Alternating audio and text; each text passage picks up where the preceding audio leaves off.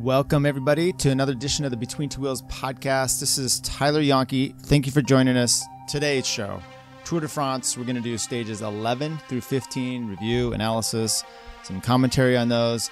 Look, the French are going crazy, believing that they can get their first Tour de France winner since 1985 with Bernard Hinault. That's maybe possible. We'll talk about that. They have two options in that category. We'll also, Simon Yates matched Julian Alaphilippe with 2 stage wins at this tour. Also, what's that do to Mitchelton Scott? Why are they going for stage wins? Things that make you go, The last week of the tour is here. Predictions, winners and losers. Hey, you came here for cycling commentary. We're giving you what you want.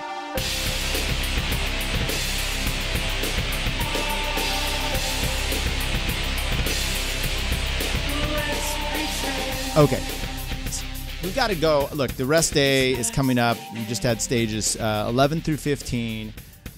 It's probably best to review what's happened since the last rest day up till now to give you some concepts and kind of build on that. So interesting that from day to day, things change dramatically. We just had stage 15 end, and after the stage 14, you're like, oh, here these people are now.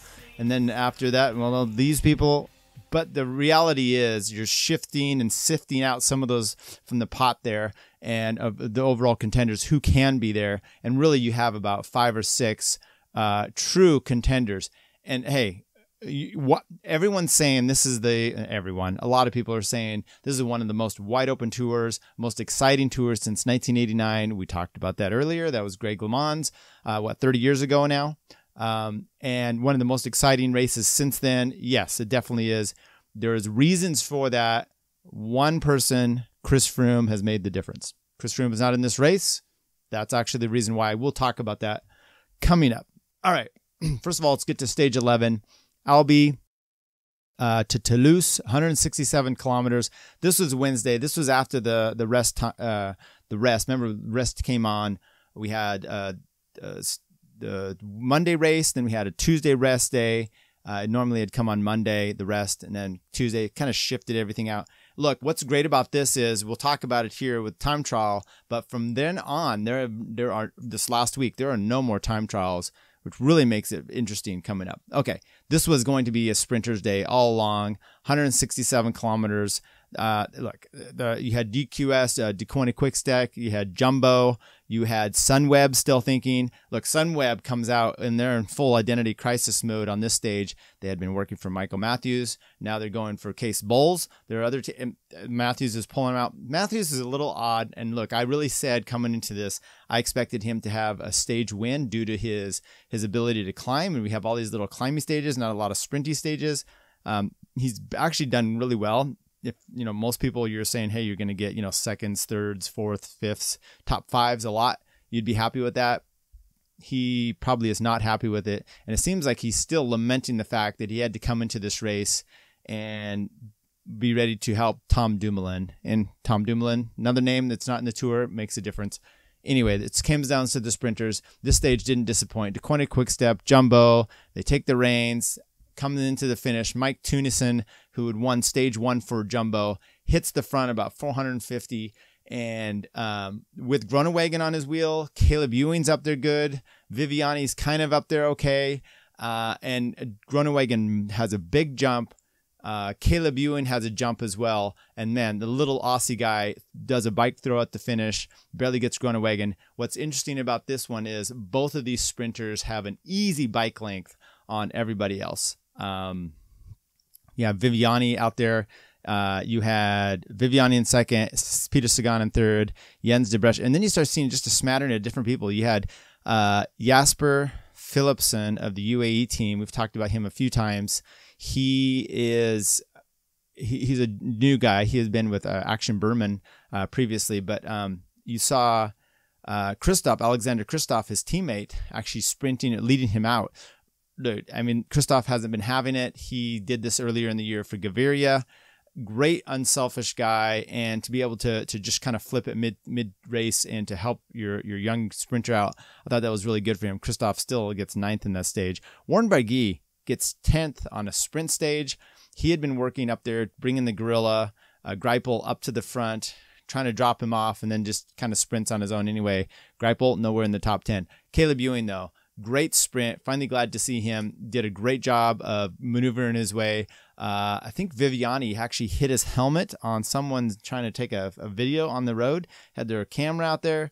Look, there was a total direct energy rider that came. It looked like he kind of got pushed by Caleb Ewing, but there was no disqualification. Pretty clean sprint. Great bike throw. Very close. And just barely gets Dylan Groenewegen at the line. Pretty happy for him. I've been hoping. Look, Caleb has been wanting to come to the Tour.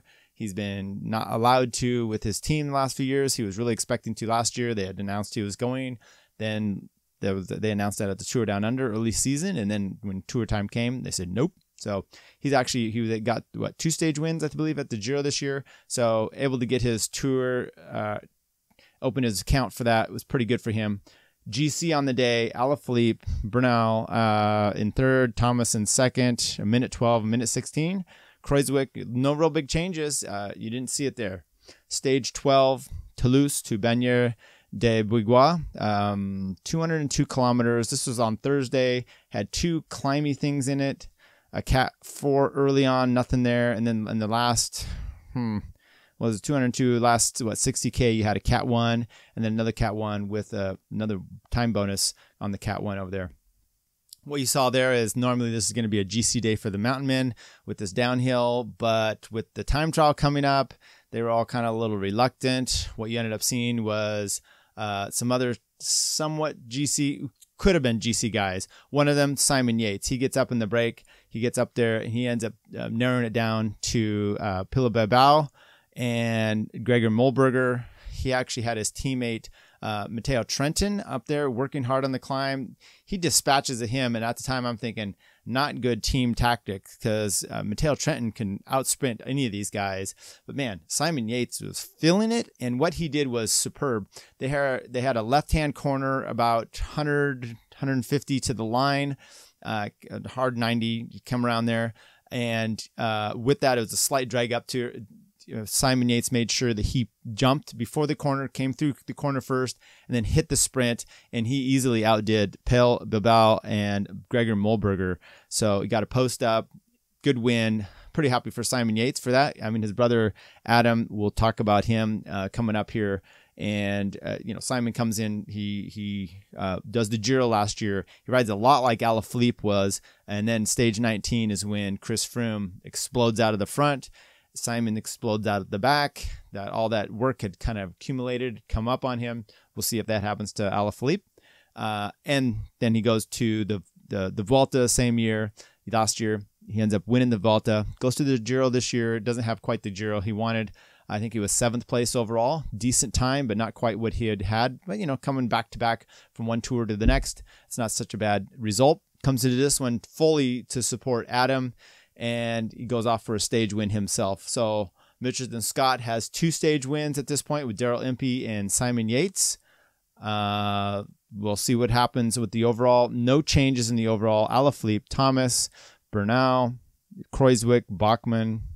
Look, we're going to have to start talking about Emmanuel Bachmann because he has been showing he can race well. He's a young guy, Bora Hansgrohe team. Not much of a team to support, but man, you don't really need one when you just be able to kind of sit there, follow wheels and attacks. But with more discussion about him. The next day, stage 13, Pau to Pau, 27-kilometer time trial. This was on Friday, individual time trial.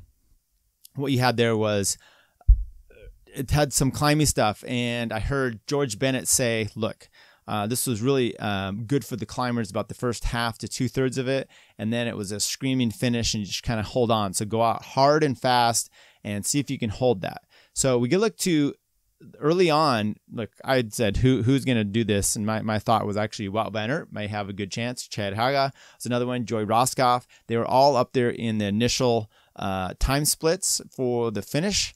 But then you had Wout coming in near the finish. He was going pretty fast. He takes the right-hand corner, gets his leg on the barrier. Now look, people are posting, tweeting out all of social media, complaining about barriers, the feet that they have on the barriers. That had nothing to do with it. It looks like he was just really precision trying to take that close line around the corner, and he caught his leg, and evidently it was pretty good laceration, blood everywhere. he's not finishing. And the guy behind him, Thomas De Gendt, said they had to slow down a little bit. They moved him out and had to take a wider corner. It's only significant because De Gendt ends up with the fastest time at that point, and he gets to sit in the hot seat for quite some time, waiting for the others to come through. Now, when you looked here at the splits, Wout van Aert had a good split coming up.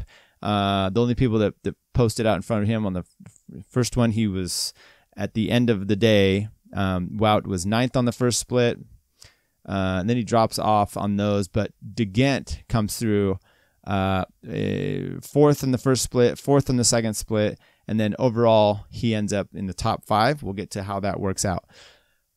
With the GC guys, coming near the end, you have De Gendt sitting in there looking good. Steven Kruijswijk comes through the time splits, starts posting out really good times early on. Matter of fact, he's second at the first time split, and then even ahead of Geraint Thomas. Then you have Julian Alaphilippe, though, comes flying out of the box, posts the fastest split. He has 4 seconds over Kruijswijk at the first time split, 6 seconds over Geraint Thomas at the same one, and 10 over Thomas De Gendt. Second time split at 15.5K. Alaphilippe increases it to 6 seconds over Geraint Thomas. Kruijswijk with just a second or so below, or actually about 6 to 10 seconds below. He was 19 seconds behind Alaphilippe. Thomas De Gendt 24. Richie Porte was posting a good time. Rigoberto Urán, Enric Mas, Thibaut Pinot, all these guys, Fuglsang and Bachmann, they were all in the top 10 for the middle split. 21K. Alaphilippe he's losing a little bit of time there. He lost 1 second to Geraint Thomas. He's 5 seconds up on him, 25 up on De Gendt, Rigoberto Urán, Kruijswijk. So those guys start to fade just a little bit. And at the finish, we end up with Alaphilippe winning it by 14 seconds over Geraint Thomas. Thomas De Gendt in third at 36 seconds back, tied with Rigoberto Urán. Richie Porte at 45. Kruijswijk. Look, so Porte, Kruijswijk, Pinot, Asgreen, Mas, Roskop, Joey Roskop with the CCC team. Good result for him. Nilson Oliveira, Fuglsang, Mollema. I mean, a lot of these guys up there. Chad Haga ends up with 17th place. Bachmann in 15th. Some big losers on the day. Romain Bardet, Adam Yates lost over a minute 30. But for the most part, those guys kind of consolidated. Landa didn't do that great either. Are you expecting Nairo Quintana? None of those guys. So the GC flips itself over on this point with Alaphilippe doing literally the unbelievable. And I mean that in kind of a questionable sense. And the reasons, look, the cycling podcast they do their Kilometer Zero. It's like these production kind of, and they interviewed David Walsh talking about the 1999 tour, Lance Armstrong's first win, and coming in there, and when things start to change and the speed at which Lance is doing the prologue, and then the second time trial, and they had done a time on that with Indurain, the same time trial course, I think, and he was doing a comparison and saying that, Lance's time was so much faster than Indurain, and, Lance is beating all these guys, and he's like, Lance has never really put up the time trials like this before, and he really starts to question it. He starts to question it in the press, and it just seems unbelievable the way he's climbing because he's never done this before.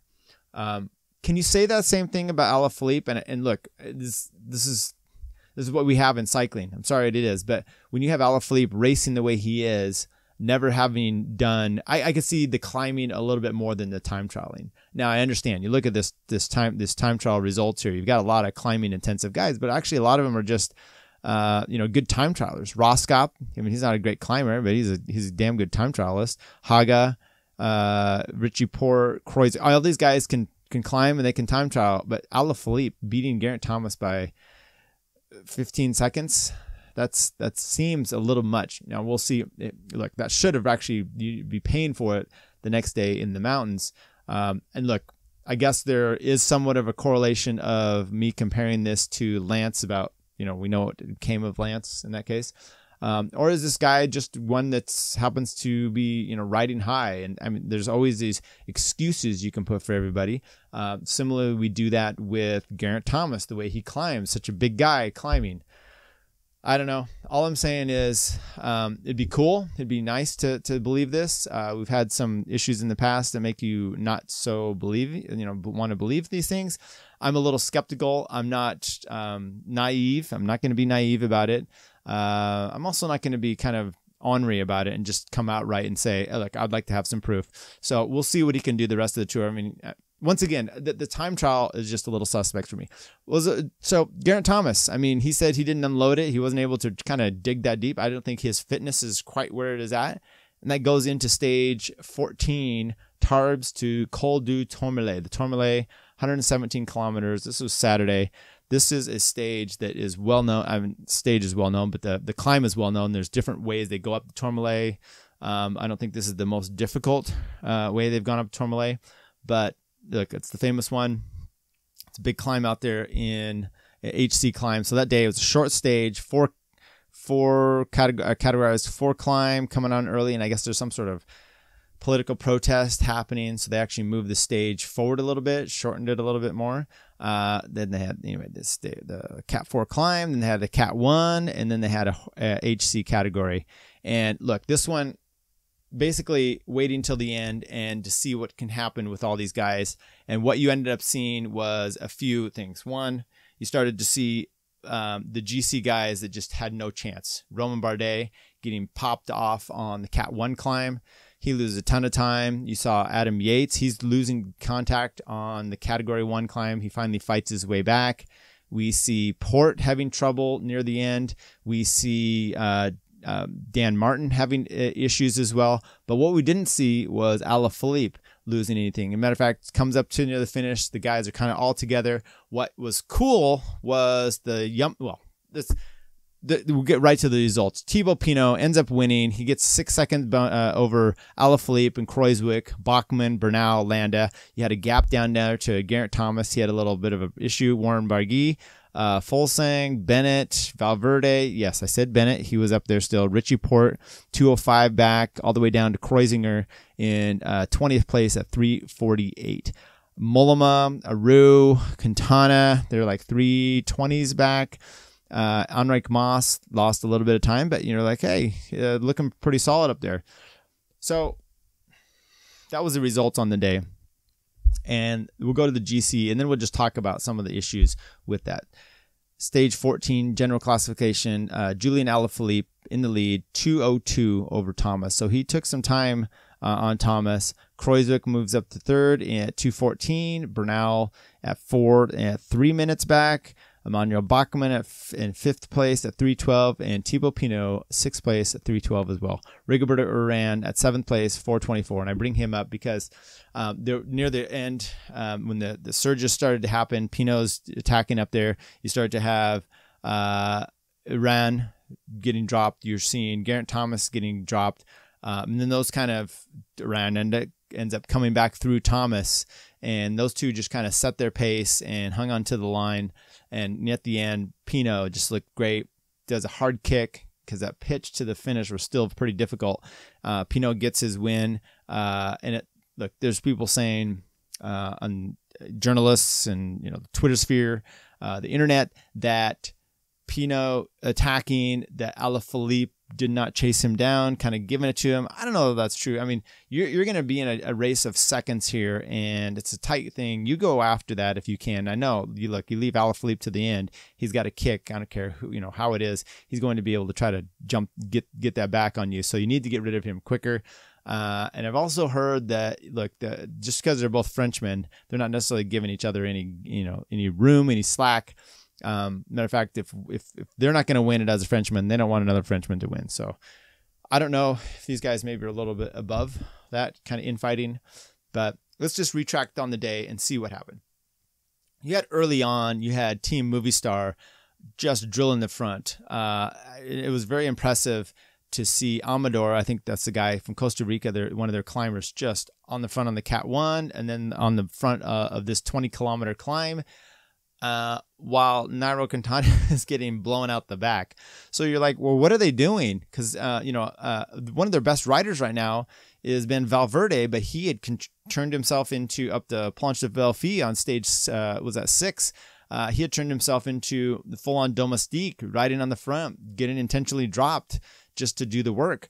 Landa had made the crosswind split and then got bumped off the road by Gart Barguil, so he loses a bunch of time that day. He doesn't do a great time trial, so he's not looking so good. But he's climbing at least better, so you think they're going for Quintana.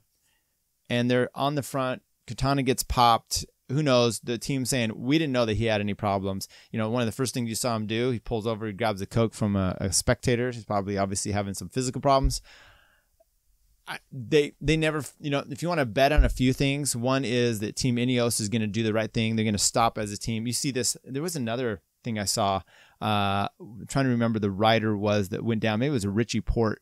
And he gets caught in one of these wrecks from the rest day on one of those stages. It's just a minor one. And he's getting his bike fixed up and his teammates fixing his own bike. And that's not what you see with Ineos. When, Geraint Thomas goes down, his whole team just swarms him, and they're not worrying about that. Matter of fact, Moscon has his own bike run over by the UCI director because he's helping Thomas.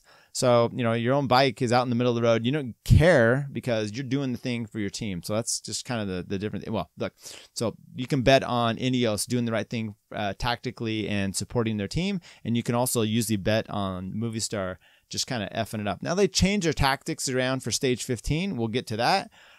But the reality is that team's in turmoil. You have Carapaz rumored going to Team Ineos. He just won the Giro. He won it quite well this year. Landa, the rumor that he is going Bahrain. I think maybe that's where he's going because Nibali's leaving there. You have rumor that Nairo Quintana is going to Arkea Samsic. I don't know why you'd be doing that. I don't know who they have. They have Soler, they have Winner Anaconda, they have I said Carapaz is going. Who's the Costa Rican guy that was out there, Amador, hammering it out today. But I don't know if any of these guys are ready to take on the mantle. So just a strange thing. And then the converse of that was you saw Ineos losing a bunch of their guys on the climb.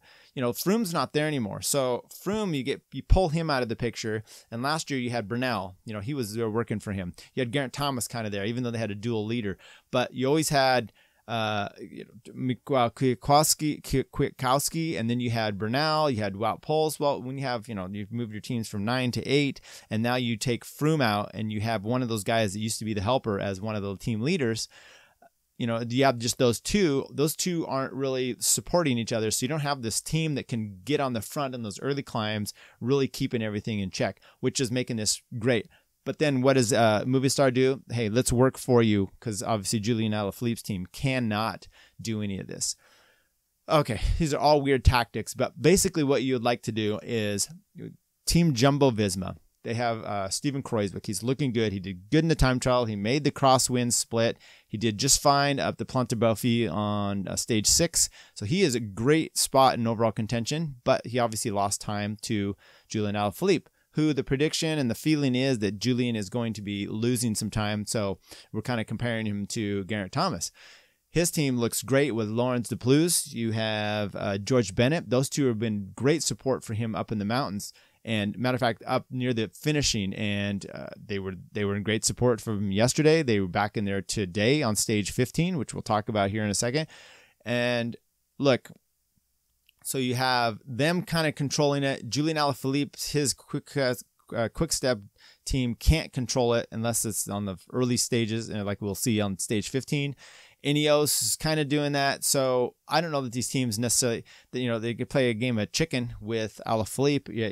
You want to chase these guys down. You don't want to, let's go to stage 15, because that's exactly what happens at the beginning of it here. Stage 15, Limoux to Foix. You had a category 2 climb. You had a Cat 1, you had a Cat 1, and a Cat 1. And it finishes on the summit there in the Cat 1. And there were some steep sections on the second to last category 1 climb, really steep. And actually, I tuned into the race today. There's like 60K plus to go. And already up the road, you're seeing guys that got shelled out yesterday. You had Romain Bardet. You had Nairo Quintana. You had Simon Yates. Geschke. There was a bunch of guys up the road. You had quite a few. I think Soler maybe was up there. You had several Movistar riders up the road already. in the end, you have Simon Yates attacking on the Cat 1 with Geschke. They go over the top. He attacks him and gets rid of him on the Cat 1. Simon Yates ends up with the win on stage 15. Very impressive. There was some rain there today. But what you also saw was Quintana's up the road on the second to last Category 1 climb. You have Mikel Landa initiating an attack off the front. Up until this point, you had actually had Quick-Step. You had even Viviani on the front working. So his team rallied around him. They're like all in to see if they can get this Frenchman a win for the overall and keep him in yellow. And he's fighting very hard. So it's impressive to see. And you can see that, like when he was the yellow jersey, he was willing to get on the front for Viviani. Viviani is willing to get on the front for him. This is the way that, I hate to say it, but the Wolf Pack, that's what they call themselves. That's kind of the way they ride, and it's paying dividends right now. Okay, but with that, the race starts to kind of crack on the Cat 1 before the finishing climb, but they come to the finish there. Landa gets maybe a minute up the road. He ends up catching up to Nairo Quintana's group. Quintana, they look at each other, kind of look, and Nairo doesn't do anything to help him. He just goes straight on through. He ends up catching up to Amador and Soler, who had been up the road. They drill it on the front for him, and he's going up the road. Cat 1, the finishing climb, the big teams come to the fore there. Now you have Enric Mas is no longer around for Quintana's, for Alaphilippe. Alaphilippe stays in there, and Thibaut Pinot lights it up with about 5 or 6 kilometers to go. What he had said afterwards in some of his quotes were, look, the steep pitches were at the bottom of this climb. It got a little more mellow at the top. So I knew I couldn't get rid of people possibly at the top. I needed to get rid of them at the bottom. I didn't mind redlining it at the bottom because I knew I could recover at the top. And that's exactly what he did. He redlines, he goes, Bachmann tries to go with him, Bernal goes with him, Alaphilippe goes with him. They distance Geraint Thomas, who likes to ride kind of his own pace. He's got Wout Poels with him this time. He's got Kruijswijk, and then you start to see Pinot just go, and he's got these off-rhythm things. Now look, that's kind of the way Julian Alaphilippe actually can ride. He can ride in these jumpy modes, but this guy is getting worn down. And at this point, if you want to get rid of him, you need to do consistently inconsistent accelerations. Do those a bunch. So hit the gas, come off, hit the gas, come off. And what happened was he did the thing where maybe it's a little immaturity, or maybe it's just, hey, he's never been in this situation. He goes with those moves and he gets up there, and then Bachmann can't quite hold. So it's now, Alaphilippe goes around. It's Bachmann, it's Bernal, and it's Thibaut Pinot. And then next thing you know, Pinot hits the gas again. He actually is asking for Bernal to come through. He's not coming through. They get rid of Julian Alaphilippe. Alaphilippe's flailing. He's doing his best to fight. He goes back then to the group. Now look, this guy had redlined getting up to there, and it was so hard that Thibaut Pinot, like I said, was trying to get Bernal to come through. Bernal was not able to, and then Thibaut Pinot accelerates again. He gets rid of Bernal. He goes on up the road, but in the overall, you end up having Simon Yates holding off everybody for the win, and you got Thibaut Pinot coming in second place, very impressive over the line.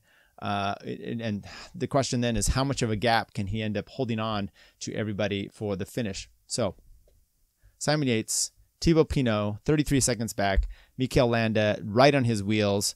Manuel Bachmann ends up fighting his way and comes in at 51 with Egan Bernal. Then you had Leonard Kamna. He had been as Team Sunweb. He'd been in the break. He'd been able to kind of hold himself there. He got a front row view. Heard an interview with him, and he said, hey, this was so much fun. He goes, look, yes, I'm suffering, but I get a front row seat to this stuff, and I'm up there kind of, slaying it away, just getting to be able to watch as these guys go at it.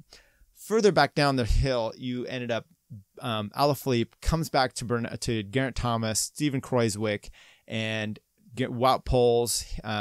Geraint's talking to Kruijswijk, and someone said, hey, to Geraint afterwards, what were you guys talking about? He goes, I don't remember what he said to me, but I told him, look, I've got Bernal up the road.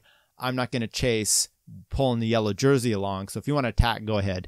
And that's exactly what happens. And I think that's Geraint Thomas said later on, he goes, oh, it kind of sucked because I had great legs, but Bernal's up the road. Dude, Bernal is in 5th place. Why are you worried about, if you guys are fighting over, trying to hold a 5th place position? Yes, I understand you don't want, but Alaphilippe was up the road a little bit when you said, this is the case. Alaphilippe's up there. I didn't want to drag people. No, you drag to them. And then what you do when this guy has not been able to hold the positions, you got to just attack him. Because Kruijswijk saves the day for Thomas. He saves the day for himself. And what does he do? When he said, you can attack if you want. Okay, fine. He attacks. Alaphilippe can't come with this. Thomas goes up as well, attacks. They get rid of Alaphilippe, and then it's on. And then he's got to fight to the finish. That's what you have to do. And Wout Poels sits himself on Alaphilippe. Alaphilippe comes in 149. So he loses a little over a minute to Thibaut Pinot. He loses how much time to Thomas? Thomas comes in at 122. So, he only loses like 30 seconds or so to Geraint Thomas. And, maybe if they'd gone a little earlier, they would have been able to trim that fat a little bit better. So look, on the day, let's assess the teams here. We have FDJ. Let's start with them. They're with Thibaut Pinot. He's the guy that's been coming through, people. You look at him and you go, look, he lost a minute 40 or so on the the win stage. What how would it be? Because let's look at the GC, the overall right now going into today's. After today, you have Alaphilippe still in yellow. Geraint Thomas a minute 35 back. Steven Kruijswijk 147. So there's 12 seconds between those two. Thibaut Pinot 150. Egan Bernal 202, Emmanuel Bachmann 214, Landa moved up 4 spots to 454. Because why you had a bunch of guys dropping out here. Valverde ends up hanging on. Fulsang moves down a place. Rigobert Uran drops from 7th to 10th. He had a bad day. Richie Porte moves up because he's moves up to 11th from 12th because he actually just kind of hung in there with the overall. So there's still a minute 35 to from Thomas to Alaphilippe, but between Thomas at 137 all the way to Bachmann at 214, I mean, that's inside a minute from 1st to 6th place. Landa, that's the big gap there and goes out almost to 5 minutes. So I'm assessing the teams here. You've got Thibaut Pinot at the Groupama FDJ. He had Rudy Millard out there today helping him. Stayed up there pretty far. You had Reichenbach. Sebastian Reichenbach was in the break. He got up there and wasn't going to do any pulling with Bardet when Bardet was trying to get up the road up to Simon Yates. There was some yelling back and forth, but he did right. And what did he do when he had Thibaut Pinot actually come up to him on the climb? He drilled it on there. Even if you're going to do it for 500 meters or whatever, it just helps out. And that's the difference you saw with Landa, getting it from Amador, getting it from Soler, but not getting any help from Nairo when he probably could have used it because he comes up to Nairo's group. Nairo's on the back. He looks at him. They kind of, and then Landa goes right to the front and he had said something like, oh yeah, he didn't help me. I would have been nice to have something, but he didn't. So I'm giving, Groupama, FDJ, they've been doing really well the last few days. And especially, when you're Thibaut, look, Pinot, assessing him as well. This guy's, he's notorious for loving the cool weather. He loves it cool. He doesn't do well in the hot. Today was rainy, kind of cool. And he said it was his element for that. The rumor is that the sunshine, the heat's all coming out in France this next week. It's supposed to be 102 or so there tomorrow. You might see him, he needed to get it all out now. You might see him melting away. Kruijswijk and Jumbo-Visma, they've been fantastic. Probably the best team because when the team time trial, yet they have 3 guys up in the finish for the climbing. So obviously they have guys, if let's say Kruijswijk was in the lead right now and he needed a team to help defend it for the next few days, he would definitely have a team that can do that because he has the best climbing guys in there. He has the most visibility of teammates when it comes down to it. At least he has. And he's got the guy, well, Wout's not there anymore, but he still has the big guys to help him if he needs. Geraint Thomas, Team Ineos, look, they're not quite like they have been. They're still obviously very good. Today, you did see Bernal, you saw Thomas, you saw Wout being able to hang around. So Wout's kind of coming into it. Kwiatkowski has not been doing what he has usually, where he just goes to exhaustion and falls over. He's getting dropped much earlier. Castroviejo, same with him, not looking quite as good. Van Barl, same with him. So the difference you're seeing, though, is a day like today where the race gets up the road and you have a bunch of guys that are kind of hanging around GC but kind of out. That kind of day could explode. And really, what if you got a GC? What if Landa had been up there earlier and really was able to get a gap, and you didn't have these teams beside, Julian Alaphilippe. Ineos, I don't know if they can necessarily control that like they would want to if this is a really big Alpine stage. Emmanuel Bachmann, dude, he's up to 6th place, 2:14. His Bora Hansgrohe team, I don't know what they. Conrad, what's another guy that's usually up there with him, but they're, he's kind of riding solo and he's just kind of able to hang on. He's in a kind of a luxury position of not needing anything. Iran, he doesn't need to worry about his anymore. Port, he's kind of out of the picture. You have, like I said, you had Kreuzick and then Alaphilippe. So Alaphilippe's team is coming to the fore and they're really helping out. Enric Mas, who was supposed to be their GC, their climber guy. He's evidently had a stomach bug, not quite the way he wants. But Alaphilippe is fighting and fighting and fighting and trying to do as best he can. Look, there's a good shot for him, but with the next week coming up, I'm not so sure. So who's looking good? Well, we just went over those. Thibaut Pinot is firing on all cylinders. He's looking really fantastic. He was able to drop Bernal. Saw Neil Rogers of Cycling Tips kind of, like surprised, and actually he was kind of having a Twitter discussion with Daniel Friebe, and Friebe's like, no doubt that this was the case, and Neil's like, well, I thought it would be Bernal, and would win it today, and Daniel's like, well, why is that? I mean, Pinot's the best climber in the world, and Neil's like, no, I thought Bernal was. Well, Bernal's very good, but we got to remember he's like, 22 or so. It's his second tour. Last year, he was doing all this work for Froome, which was very good. You see this with a lot of guys. I mean, Port used to be that guy. A lot of these domestiques that can just slay it for you as a domestique. Now, look, Bernal's going to be he's going to be the guy someday. I get it. But you don't say, oh, he's the best climber in the world until you start to see him doing it in these big 3-week races. What's he won? I mean, look, Thibaut Pinot, he's won Alpe d'Huez. He's won the Tourmalet now. He wins climbing stages all the time, and he's a very good climber. And he's actually today he was just throttling it out when he's elbowing Bernal to come through, and he's not coming through. That's a pretty good sign. Thomas, he looks like he's actually recovered, and I think it's dangerous. He's going to be super dangerous now because I think that he's going to start. He's got to switch his mindset. You got to go back to the car, and it sounds like he and Bernal have a good communication going. Bernal's like, look, we're doing good. We're talking he said, race your race. But, man, you've got to switch your mindset with Bernal's in 5th or 4th place, and you're ahead of him on time, and he's able to go, but you're feeling good. I'm sorry. If you want to win the Tour, you're the man. You think Chris Froome would be holding back? Probably not. Kreuzick's my pick right now, partly because I'm a fan of his. But I do like how he's riding, and he looked like he had a little more trouble today, and then he comes good, looks pretty good, and he's got the team to hold him on. Dramatic change of fitness. We need to. Romain Bardet needs that. Richie Porte does. I mean, he looks better. Like maybe stage 14 was a hassle for him after really doing a pretty good time trial for him. I don't know. I'm at a loss for some of these guys. All right, how about some things that make you go, Well, look, I would be remiss if I didn't talk about the Rohan Dennis debacle. Rohan Dennis rides for Bahrain Merida. A few years ago, he'd been riding for the Garmin Slipstream team midway in the season.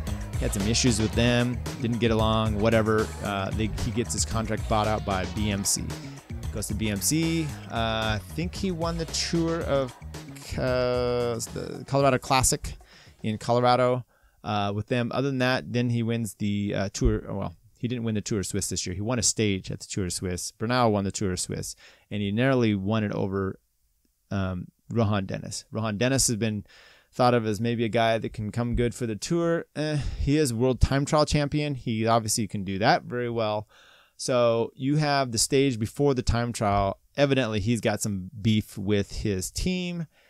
He's in the break, and they're probably telling him to, hey, you got the time trial tomorrow. Hold on.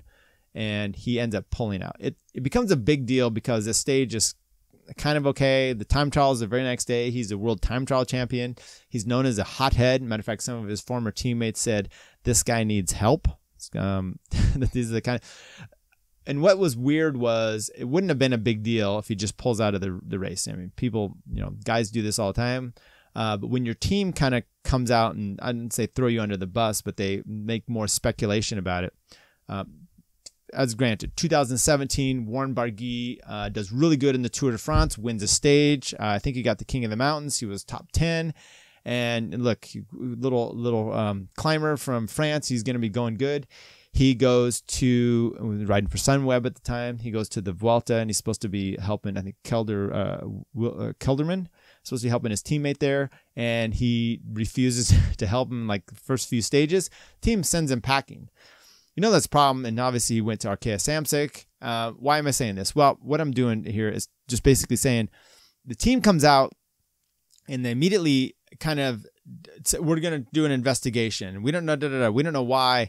Well, look, the reality, the big rumor on all this is that it could be over the speed issue with the equipment that Rohan Dennis has. He has the Bahrain, the Merida bike. He doesn't like that. The skin suit, I guess there were some issues with that. And then he's just kind of a dick.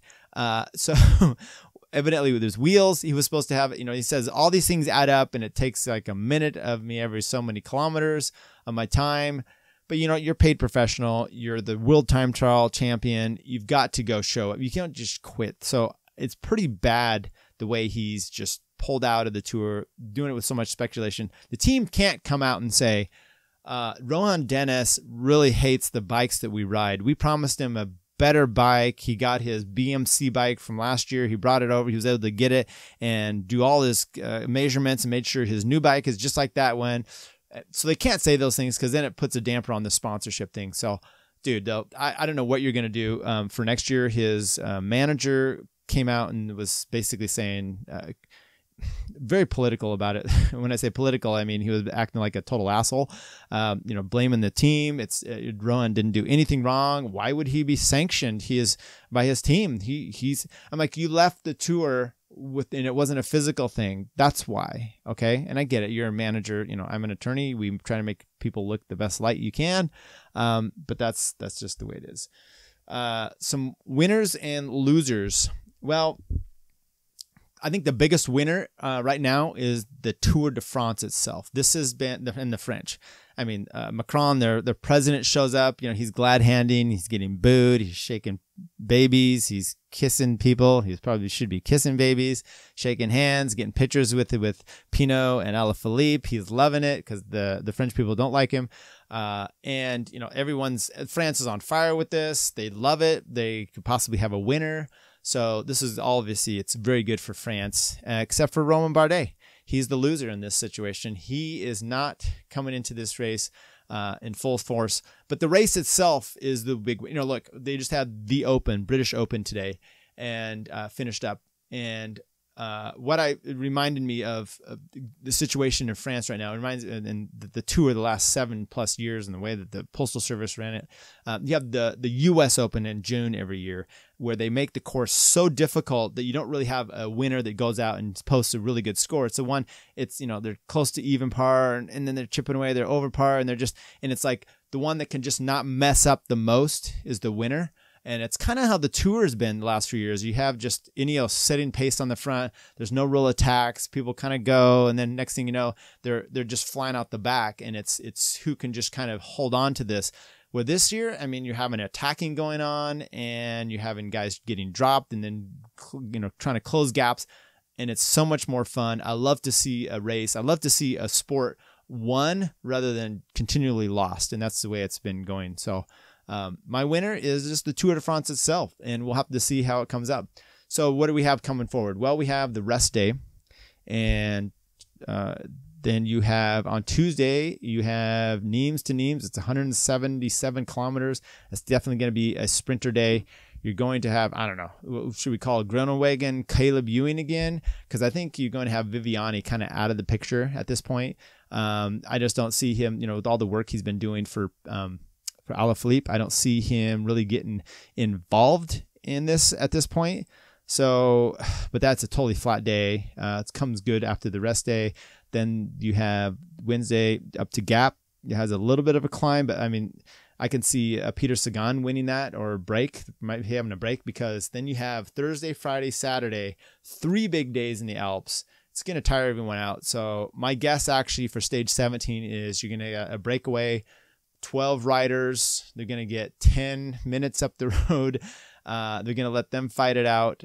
But you will probably for stage 16, you're going to, it can happen too. I mean, does Jumbo want to try to control everything? Maybe Soudal, maybe they want to control it. And so they'll do their best they can to try to control this.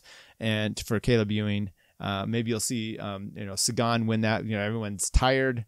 Like I said, Viviani's kind of put himself out of the picture. But Thursday, 207 kilometers with 4 categorized climbs. That one actually has a downhill finish over the ore category, and then a slam to the finish. Then you have a summit finish on Friday. That's 223 kilometers, a short day. Then you have a summit finish on Saturday from Albertville to Val Thorens, 131 kilometers, landing on an ore category, and then your promenade in Saturday. So look, it's going to be what we can do for energy savings. The next day, Geraint Thomas wanted to not have a rest day. He just wanted to keep going because I think he's starting to feel better and better. And partly because he's got Alaphilippe against the ropes and he doesn't want him to get any more rest. So Alaphilippe is going to do what he can to get the rest. Hope the love of the whole country of France can help him, relieve him, and give him some energy to keep on going. Other than that, I mean, look, we've got a wide open tour, everybody, and a lot of excitement. That's all we have for today. I hope you enjoyed it. Thanks again for tuning in. This has been Tyler Yonke, your host, Between Two Wheels Podcast. Check us out on our iTunes, Stitcher. We are on YouTube, so check us out on the YouTube. We put this whole show up. I do try to then cut it up a little bit and give you some highlights here and there. Subscribe to us. Give us some comments. We enjoy all your interactions. Until next time, vive la France.